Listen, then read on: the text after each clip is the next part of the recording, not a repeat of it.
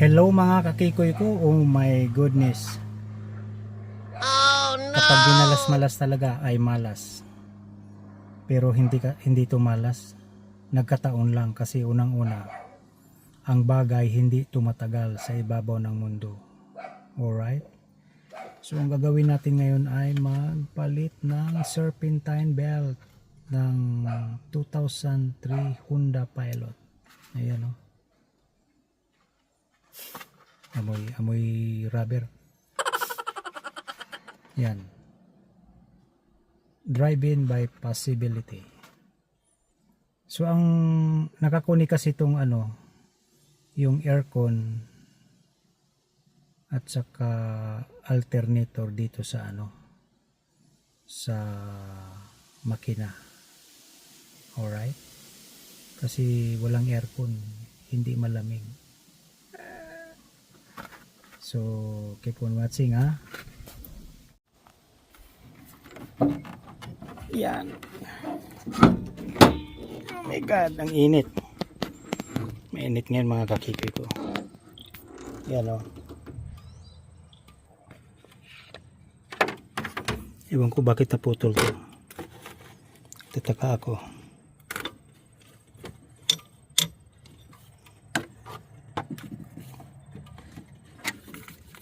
Hindi naman basta-basta maputol to eh.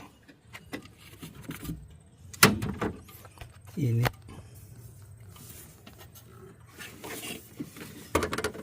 Putol nga. Ayan o. Kita nyo? Putol siya. Luma na kasi mga kakikoy ko. Oh no! Ayan. Alright. Putol na putol. Luma na siya. Tingnan mo yung crack na. Crack. Hindi katulad itong bago. Yan o. Itong bago ay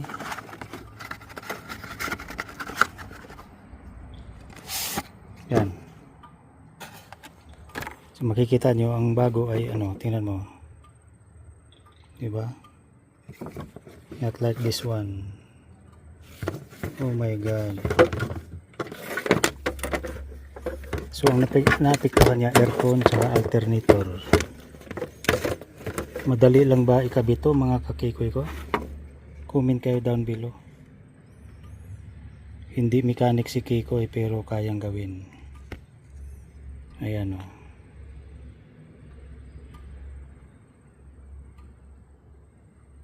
Made in Mexico. So keep on watching lang mga kakikoy ko. Yan o. Mainit kasi. So iano lang natin yan ha. Alright. Oh. So kailangan sumuot. Dito yan mga kakikoy ko. Yan. Pinakita ko lang sa inyo. Kasi mahirap. Oh my God. Ilalagay ko muna yung pwede ko tong tanggalin ito. Itong dust cover.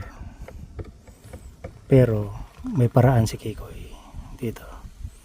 Alright. So keep on watching lang mga kakikoy. Ito pala yung special tools niya mga kakikoy ko. Yan o. Gear wrench, serpentine belt tool set. Alright. Yan. Special tools. So yan yun. Ito yung ratcheting to mga kakikoy ko. Yan. Alright. So dito. Alright. Walang maghahawak. Ikaw, kaya mong hawakan. So ayan mga kakikoy ko na ikabit na natin bago na yan.